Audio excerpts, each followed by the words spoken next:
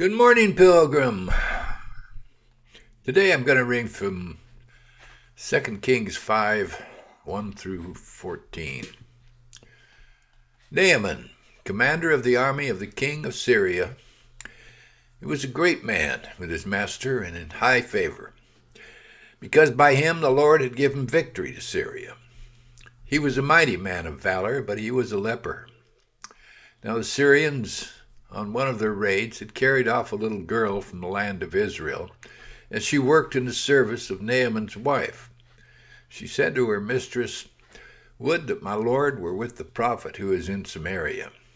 He would cure him of his leprosy." So Naaman went in and told his lord. Thus and so spoke the girl from the land of Israel. And the king of Syria said, "Go now, and I will send a letter to the king of Israel." So he went, taking with him 10 talents of silver, 6,000 shekels of gold, 10 changes of clothing. And he brought the letter to the king of Israel, which read, "When this letter reaches you, know that I have sent to you Naaman my servant, that you may cure him of his leprosy." And when the king of Israel read the letter, he tore his clothes and said, "Am I God to kill and to make alive, that this man sends word to me to cure a man of his leprosy? Only consider and see how he is seeking a quarrel with me." But when Elisha, the man of God, heard that the king of Israel had torn his clothes, he sent to the king, saying, "Why have you torn your clothes? Let him come now to me, that he may know that there is a prophet in Israel." So Naaman, he came with his horses and chariots and stood at the door of Elisha's house. And Elisha sent a messenger to him, saying, "Go and wash in the Jordan 7 times, and your flesh shall be restored, and you shall be clean."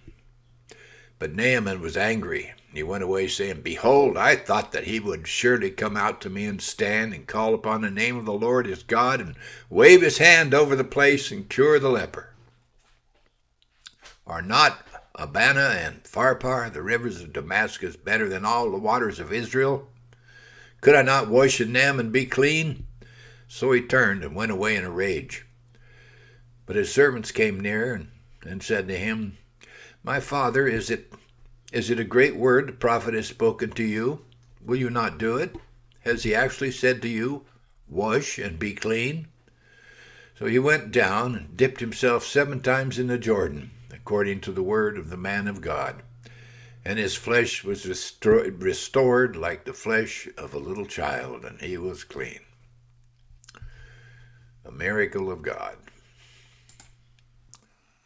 10 July 1864, Charles Spurgeon gave a sermon, "God pleading for saints, and saints pleading for God." "O Lord, thou hast pleaded the causes of my soul. Thou hast redeemed my life." Lamentations 3:58. Well, a man went to preach for 7 summers on the village green, and good was done. Joseph sometimes listened to the preacher, but he remained as hard as ever. A certain John, who had felt the power of truth, worked with him in the barn, and one day between the strokes of the flail, John spoke a word for truth and for God, but Joseph laughed at him. Now John was very sensitive, and his whole soul was filled with grief at John's banter.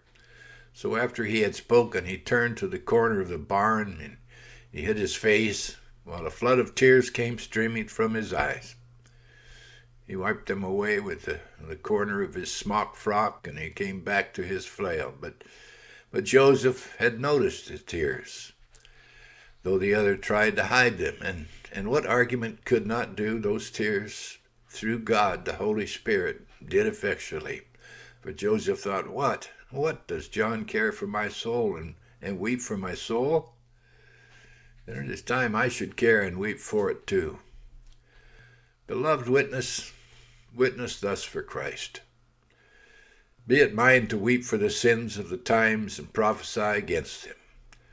Be it yours in your own private walk and conversation to rebuke private sin, and by your loving earnestness to make Jesus Christ dear to many souls. Tell them that Jesus Christ came to save sinners.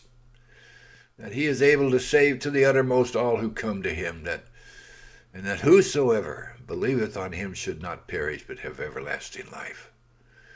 And in this way you shall plead the cause of God. Plead the cause of God, who has pleaded the causes of your soul. Well, apparently insignificant people often have a disproportionately significant role to play in God's work. You know, the curing of Naaman's leprosy resulted from his obedience to the word of the famous prophet Elisha.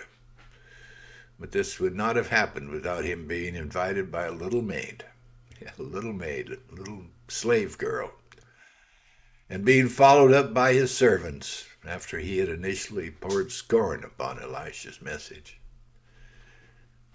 Yeah, God does it, but we can help too.